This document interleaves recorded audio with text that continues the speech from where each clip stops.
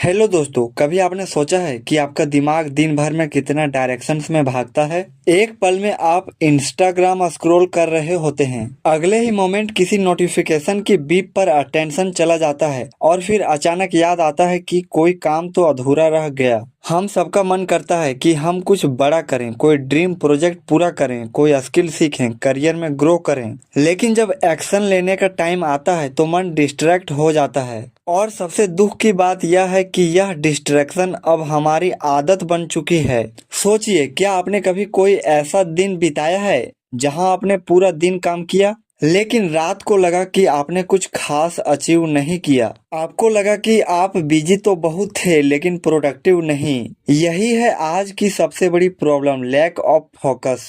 हम एक ऐसे दौर में जी रहे हैं जहां आपकी अटेंशन ही सबसे कीमती करेंसी बन चुकी है। कंपनीज, एप्स, एड्स, सबका मकसद एक ही है, आपकी नजरें, आपका टाइम और सबसे बढ़कर आपकी एनर्जी कैप्चर करना। पर इस सब के बीच एक सवाल उठता है, क्या हम दोबारा वह लॉस्ट फोकस पा सकते हैं? क्या हम फिर से वही डीप वर्क कर सकते हैं जो हमें असल सक्सेस दिला सके? क्या आज के इस डिस्ट्रैक्शन वर्ल्ड में भी कोई इंसान सिर्फ एक काम पर फोकस करने की क्षमता हासिल कर सकता है? यही सवालों का जवाब देती है यह किताब, द आर्ट ऑफ फोकस। यह कोई बोरिंग थियोरी वाली बुक नहीं है, यह एक आई ओपनर बुक है। एक ऐसा मेंटल टूल किट जो आपको सिखाता है कि किस तरह आप अपने दिमाग को ट्रेन कर सकते हो ताकि वह उसी चीज पर रुका रहे जो आपके लिए वाकई इम्पोर्टेंट है। इमेजिन करिए एक ऐसी लाइफ जहां आप हर दिन क्लियरिटी के साथ उठते हैं, जहां आपकी टू डू लिस्ट सिर्फ डेकोरेशन नहीं होती बल्कि आप सच में उसे पूरा करते हो, जहां आपका दिमाग सोशल मीडिया की बेचैनी से आजाद हो चुका होता है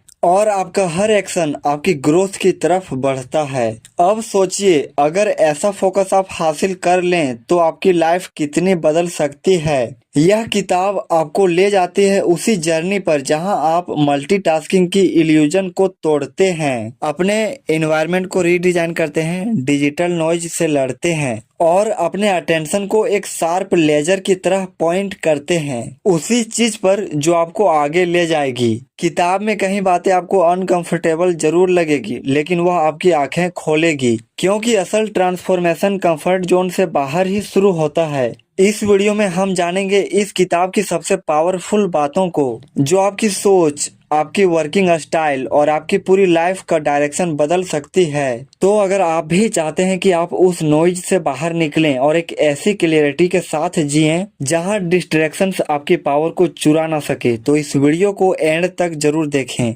चलिए शुरू करते हैं द आर्ट ऑफ फोकस की वो जर्नी जो आपके हर दिन को और आपकी पूरी जिंदगी को रेजर शार्प बना सकती है। चैप्टर नंबर 1, मल्टीटास्किंग एक मीठा झूठ। आपने कितनी बार अपने आप से कहा है, मैं तो मल्टीटास्क कर सकता हूँ, साथ में फोन भी यूज कर लूंगा, काम भी कर लूंगा, थोड़ा यूट्यूब भी देख लूंगा और साथ में रिप्लाई भी दे दूंगा। लगता है हम टाइम सेव कर रहे हैं, राइट? पर सच तो यह है कि हम अपना सबसे कीमती एसेट, अपनी अटेंशन को टुकड़ों में बांट रहे होते हैं। मल्टीटास्किंग को आज की दुनिया में एक सुपर पावर माना जाता है। लोग इसको अपना स्ट्रेंथ बताते हैं। जॉब इंटरव्यू में प्राउडली कहते हैं, I can handle multiple task at once.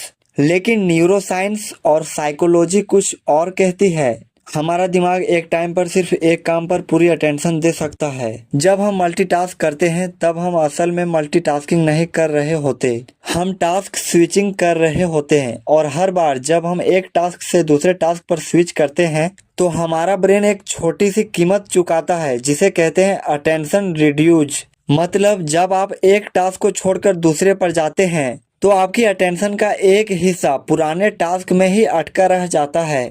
अब सोचिए, अगर आपने दिन भर में 30 बार टास्क स्विच किया तो आपने अपने प्रोडक्टिविटी के कितने हिस्से खुद ही काट दिए। मल्टीटास्किंग आपको सिर्फ थका देती है, मेंटली भी और इमोशनली भी। आपका काम अधूरा लगता है, कंसंट्रेशन टूट जाती है और सबसे ज्यादा नुकसान होता है आपके कॉन्फिडेंस को, क्योंकि जब हम लगातार छोटी छोटी डिस्ट्रैक्शंस में फंसे रहते हैं तो हमारे अंदर एक गिल्ट पैदा होता है कि हमने कुछ खास अचीव नहीं किया।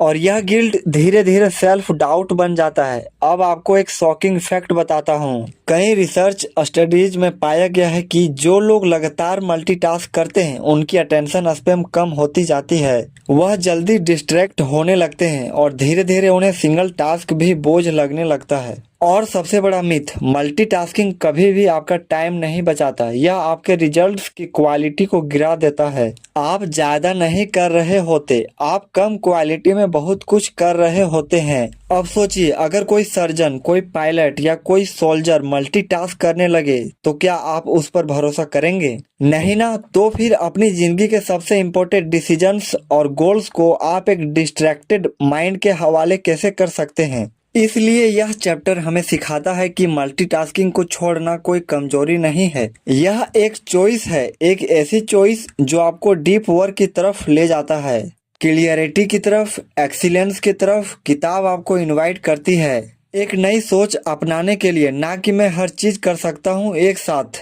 बल्कि मैं हर चीज करूंगा एक एक करके, पूरी अटेंशन और पूरी क्वालिटी के साथ। क्योंकि जब आप काम को पूरी प्रेजेंस के साथ करते हो तभी असली फोकस, असली पावर और असली सेटिस्फेक्शन मिलती है।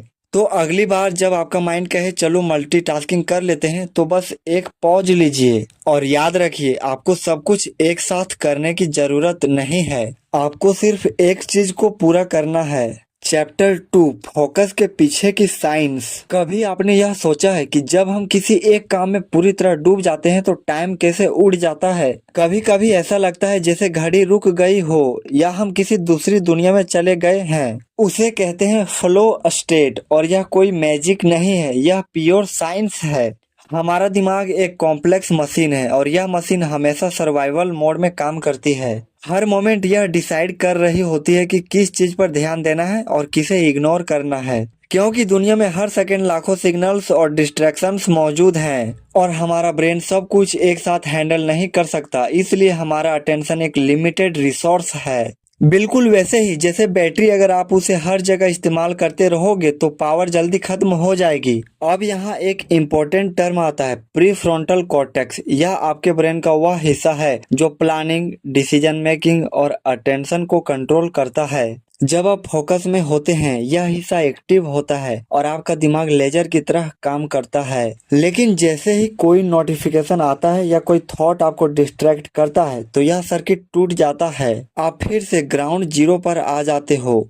साइंटिफिक रिसर्च बताती है कि एक बार डिस्ट्रैक्ट होने के बाद वापस उसी डीप फोकस में आने में 18 से 25 मिनट लग सकते हैं। अब सोचिए, अगर आप हर 10 से 15 मिनट में अपना फोन चेक कर रहे हैं तो क्या आप कभी डीप फोकस में जा ही पा रहे हैं? फोकस सिर्फ विल पावर से नहीं आता, वह आता है अंडरस्टैंडिंग से कि कैसे आपका दिमाग काम करता है और कैसे आप उसे ट्रेन कर सकते हो। अब बात करते हैं एक और फैसिनेटिंग कॉन्सेप्ट की, डोपामिन। हर बार जब आप कोई नया मैसेज पढ़ते हो, कोई रील देखते हो या कोई लाइक मिलता है तो आपका दिमाग डोपामिन रिलीज करता है। यह एक फील गुड केमिकल है और यह एडिक्टिव होता है। जैसे ही आपका दिमाग उस डोपामिन हिट का आदत हो जाता है वो बार बार इंस्टेंट रिवॉर्ड्स ढूंढता है। पर फोकस की दुनिया में रिवॉर्ड स्लो होता है। वहाँ आपको पेशेंस चाहिए, डिसिप्लिन चाहिए, साइलेंस के साथ कंफर्ट चाहिए। दिमाग को ट्रेन करना पड़ता है कि वह इंस्टेंट रिवॉर्ड से हटकर डिलेड ग्रेटिफिकेशन की तरफ मूव करे। इसलिए किताब कहती है फोकस सिर्फ एक स्किल नहीं है, यह एक ब्रेन ट्रेनिंग प्रोसेस है। आपको अपने दिमाग को दोबारा कैलिब्रेट करना होगा ताकि वह साइलेंस से डरना बंद करे और डिस्ट्रैक्शन को रिवार्ड समझना छोड़ दे। और यहाँ आता है रियलाइजेशन कि आज का इंसान डिस्ट्रैक्टेड इसलिए नहीं है क्योंकि उसके पास टाइम कम है, वह डिस्ट्रैक्टेड है क्योंकि उसका माइंड ओवर स्टिमुलेटेड है। तो इसका सोल्यूशन क्या है? आपको अपने दिमाग को पॉज देना होगा। हर दिन कुछ मोमेंट्स ऐसे बनाने होंगे जहां आप अपने ब्रेन को रिचार्ज कर सके। Meditation, breathing, working without phone, यह सब छोटे छोटे हैबिट्स आपके ब्रेन के फोकस सर्किट को रिपेयर करने लगते हैं। इस चैप्टर का सबसे पावरफुल मैसेज यह है कि फोकस अधिक करने पर नहीं है बल्कि कम करने पर है, लेकिन पूरी प्रेजेंस के साथ। जब आप अपने ब्रेन के अटेंशन सिस्टम को समझ जाते हैं तब आप डिस्ट्रैक्शन को एक वीकनेस नहीं बल्कि एक पैटर्न की तरह देखना शुरू करते हैं, और पैटर्न को बदला जा सकता है। तो अगली बार जब आप कहें मेरा मन नहीं लग रहा, तो खुद से पूछिए क्या यह मन की कमी है या फोकस की साइंस को ना समझ पाने की। चैप्टर 3 सबसे जरूरी क्या है, आइडेंटिफाइंग योर प्रायोरिटीज। आज सुबह उठते ही आपने सबसे पहला काम क्या किया? व्हाट्सएप चेक किया, इंस्टाग्राम स्क्रॉल किया या सीधे किसी टास्क में कूद गए? अब एक सवाल सोचिए, क्या वह काम वाकई जरूरी था या बस अर्जेंट लग रहा था? असल में हमारी जिंदगी की सबसे बड़ी कंफ्यूजन यही होता है। हम अर्जेंट और इम्पोर्टेंट के बीच का फर्क भूल चुके हैं। हम दिन भर कुछ ना कुछ करते रहते हैं, बिजी रहते हैं, लेकिन जब दिन खत्म होता है तो दिल के किसी कोने से एक आवाज आती है, आज भी वह नहीं किया जो सबसे जरूरी था। और यही इस चैप्टर का शुरुआत है। फोकस की शुरुआत होती है क्लियरिटी से। अगर आपको यह नहीं पता कि आपके लिए सबसे जरूरी क्या है तो आप कभी फोकस्ड नहीं रह सकते। किताब एक पावरफुल सवाल पूछती है, अगर आप सब कुछ नहीं कर सकते तो वह एक चीज क्या है जिसे आप हर हाल में करना चाहोगे? यह सवाल सिंपल लगता है, लेकिन जब आप इसे गहराई से सोचते हैं तो आपको पता चलता है कि आपकी डेली टू डू लिस्ट का आधा हिस्सा बस नॉइज है। हम दूसरों की प्रायोरिटीज को अपनी प्रायोरिटीज बना लेते हैं। ईमेल्स, मैसेजेस, छोटे छोटे काम, लोगों की एक्सपेक्टेशंस और हमारे खुद के ड्रीम्स, खुद के गोल्स वो डायरी में ही लिखे रह जाते हैं, सही वक्त का इंतजार करते हुए। पर सच यह है कि सही वक्त कभी नहीं आता, आपको उसे बनाना पड़ता है। इसलिए किताब कहती है अपने गोल्स को फिल्टर करो, हर उस काम को पहचानो जो आपको सिर्फ बिजी बना रहा है लेकिन आगे नहीं बढ़ा रहा। एक टेक्निक बताई जाती है, द प्रायोरिटी रूल ऑफ 3। हर दिन बस 3 काम डिसाइड करो, ऐसे काम जो अगर आपने पूरा कर लिए तो दिन सफल कहा जाएगा। बाकी सब कुछ सेकेंडरी है, क्योंकि जब सब कुछ जरूरी बन जाता है तो असल में कुछ भी जरूरी नहीं बचता। इस चैप्टर में एक गहरा लेसन है कि जिंदगी को साफ साफ देखने के लिए आपको ना कहना सीखना होगा, ना सिर्फ लोगों को बल्कि अपने आप को भी, उन आदतों को, उन डिस्ट्रैक्शंस को और उन थॉट्स को जो आपको असल गोल से भटका रहे हैं। कई बार हमें लगता है कि हम सब कुछ मैनेज कर सकते हैं, लेकिन सच यह है कि आप सब कुछ कर सकते हो, लेकिन एक समय पर नहीं। तो सवाल यह नहीं कि आपके पास कितना टाइम है, सवाल यह है आप उस टाइम का यूज किस लिए कर रहे हैं। चैप्टर 3 हमें सिखाती है कि फोकस तब पॉसिबल होता है जब आपका डायरेक्शन क्लियर हो, जब आपके एक्शंस आपके लॉन्ग टर्म विजन से अलाइंड हो, जब आप हर दिन यह सोचकर काम करें कि यह काम मैं क्यों कर रहा हूँ, क्योंकि क्लियरिटी के बिना कोई भी प्रोडक्टिविटी मीनिंगफुल नहीं होती। आज की शुरुआत यहीं से करें, अपने आप से एक सिंपल लेकिन पावरफुल सवाल पूछकर, आज अगर मैं सिर्फ एक काम कर सकूं तो वह क्या होगा? शायद वही सवाल आपको आपके असली फोकस की तरफ ले जाए। चैप्टर 4 डीप वर्क, वो गहराई जहां फोकस असली रूप लेता है।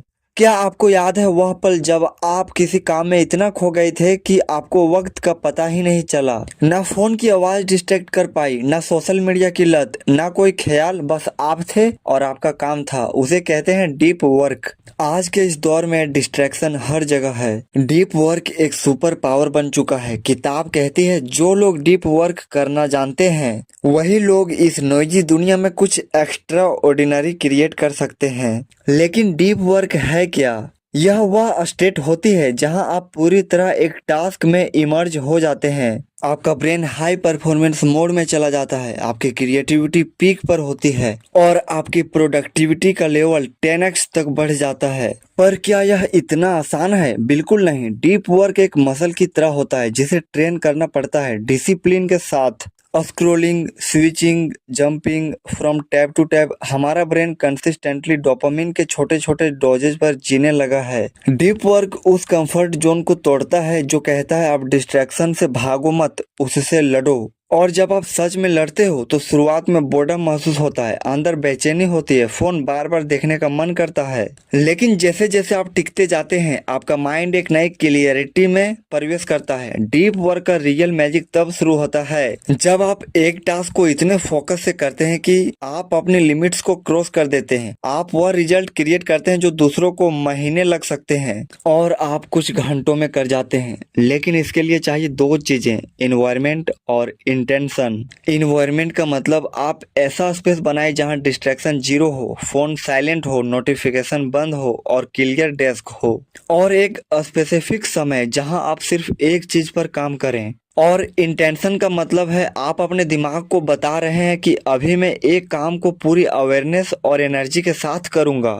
No multitasking, no switching, no half hearted efforts, बस प्योर इमर्जन। किताब यह भी बताती है कि डीप वर्क आपके कॉन्फिडेंस को नेक्स्ट लेवल तक ले जाता है, क्योंकि जब आप अपने अंदर की हाईएस्ट कैपेसिटी को एक्टिवेट करते हैं तो आप खुद को नए नजरिए से देखने लगते हैं। डीप वर्क आपके अंदर की नॉइज को शांत करता है और उस इनर जीनियस को बाहर लाता है जो हमेशा वहीं था, बस दबा हुआ था। तो अब सवाल यह नहीं कि आप कितना काम कर सकते हैं, सवाल यह है कि आप कितना गहराई से वह काम कर सकते हैं। क्योंकि असली सक्सेस, आइडियाज, इनोवेशन, ग्रोथ सब वहीं होते हैं जहां सरफेस की आवाजें बंद हो जाती है और सिर्फ एक चीज बचती है, प्योर फोकस। तो अगली बार जब आप किसी काम को शुरू करें तो खुद से पूछिए, क्या मैं इसे गहराई से करने आया हूँ या बस टाइम पास करने के लिए? क्योंकि सेलो काम आपका लिस्ट भरेगा लेकिन डीप वर्क आपकी जिंदगी बदलेगा। चैप्टर 5, डिजिटल डिटॉक्स, जब साइलेंस ही असली सिग्नल बन जाए। एक पल के लिए सोचिए, अगर आपके हाथ में फोन ना हो, कोई नोटिफिकेशन ना बजे, कोई मैसेज, कोई डीएम, कोई रील ना दिखे,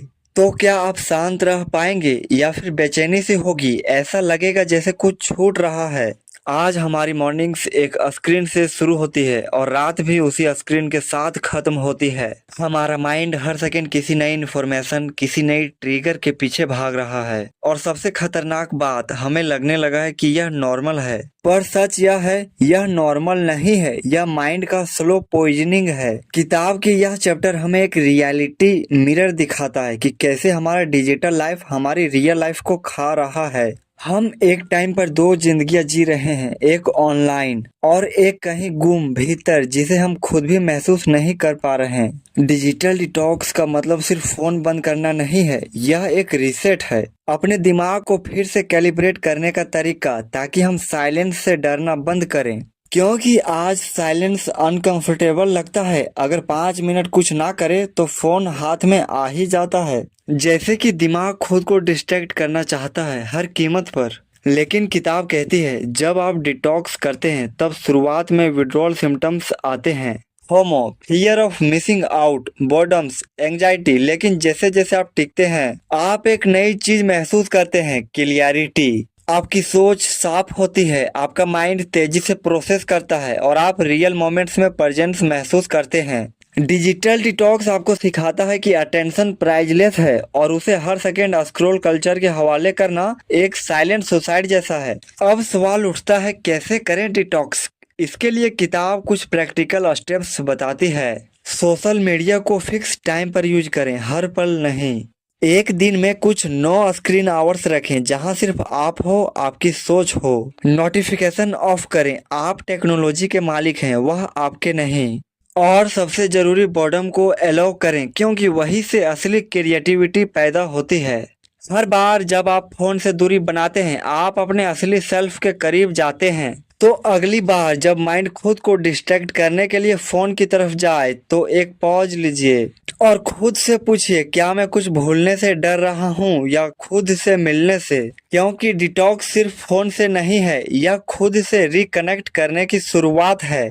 चैप्टर 6, टाइम मास्टरी, वक्त पर राज करने की कला। कभी आपने सोचा है, हम सबके पास एक दिन में 24 घंटे ही होते हैं, ना किसी के पास ज्यादा ना किसी के पास कम। फिर कुछ लोग इन 24 घंटों में इतिहास बना देते हैं और कुछ लोग बस शिकायतें। तो फर्क कहाँ है? फर्क है टाइम मास्टरी में। फोकस सिर्फ डिस्ट्रैक्शन हटाने का नाम नहीं है, फोकस का असली रूप तब शुरू होता है जब आप वक्त पर कमांड करना सीखते हैं। यह चैप्टर एक सच्चाई सामने लाता है कि हम वक्त के मालिक नहीं हैं, हम तो उसके गुलाम बन चुके हैं। हर सुबह जब हम उठते हैं तो हमारा टाइम पहले ही बुक हो चुका होता है। फोन मैसेजेस, सोशल मीडिया, दूसरों की प्रायोरिटीज।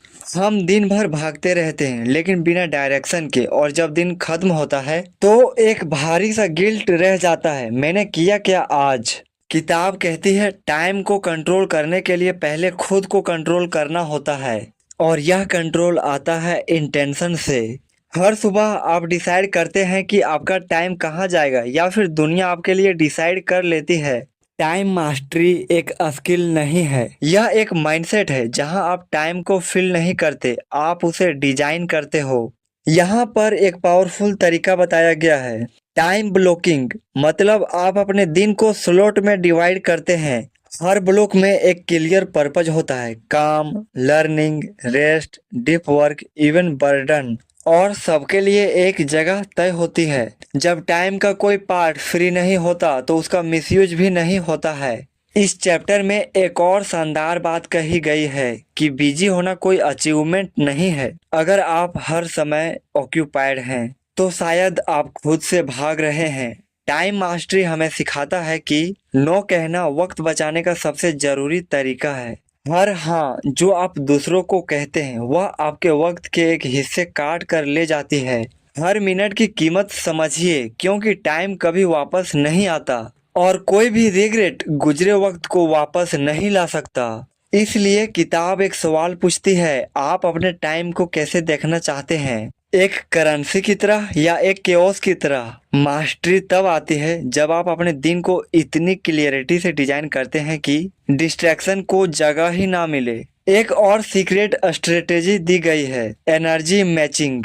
हर इंसान का एनर्जी साइकिल अलग होता है। कुछ लोग सुबह शार्प होते हैं, कुछ दोपहर में। टाइम मास्टरी का मतलब सिर्फ क्लॉक को कंट्रोल करना नहीं, अपने एनर्जी साइकिल को पहचान कर उसे वाइजली यूज करना भी है। तो अगली बार जब आप कहें मेरे पास टाइम नहीं है, तो पॉज लीजिए और खुद से पूछिए, क्या मेरे पास टाइम नहीं है, या मैंने खुद को प्रायोरिटी नहीं बनाया? क्योंकि टाइम सबके पास बराबर है, मगर जो लोग उसे अपने टर्म्स पर यूज करते हैं वही लोग इस दुनिया में कुछ अलग कर जाते हैं। Chapter 7, the inner game of focus. असली लड़ाई दिमाग के अंदर है। क्या आपने कभी किसी काम को करने से पहले खुद से ही हार मान ली है? वो सटल सी आवाज जो कहती है तू नहीं कर पाएगा, या तेरे बस का नहीं है, या फिर थोड़ा इंस्टाग्राम देख लेते हैं, बाद में करेंगे। यही है द इनर गेम। फोकस की असली लड़ाई बाहर नहीं होती, ना फोन में, ना एप्स में, ना नॉइज में। फोकस की असली जंग आपके दिमाग के अंदर चलती है। किताब का यह आखिरी चैप्टर हमें हमारे सबसे बड़े दुश्मन से मिलवाता है, हमारे खुद के थॉट्स। हम सबके अंदर दो आवाजें होती है, एक जो हमें आगे बढ़ने को कहती है, और दूसरी जो कहती है रुक जा, डर है, फेलियर होगा। और अफसोस की बात यह है कि ज्यादातर लोग अपने इंटरनल नॉइज से हार मान लेते हैं, बिना लड़े ही। फोकस सिर्फ एक्सटर्नल डिस्ट्रैक्शन से नहीं टूटता, वह सबसे ज्यादा टूटता है सेल्फ डाउट से, ओवर थिंकिंग से, और इंटरनल रेजिस्टेंस से।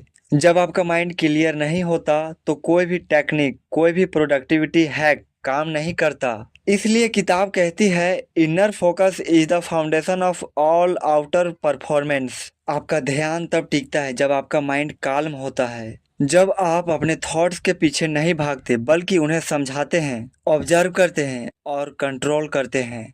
इस चैप्टर में एक जबरदस्त कंसेप्ट बताया गया है, विटनेस मोड, यानी खुद के थॉट्स का दर्शक बनना। मतलब जब आप काम कर रहे हैं और माइंड कहे कहीं और चलो, यह मुश्किल है, तो आप उस थॉट्स को पकड़ते हो, उसे पहचानते हो और उससे पूछते हो तू आया क्यों है। इससे एक पावर डेवलप होती है, अवेयरनेस की पावर।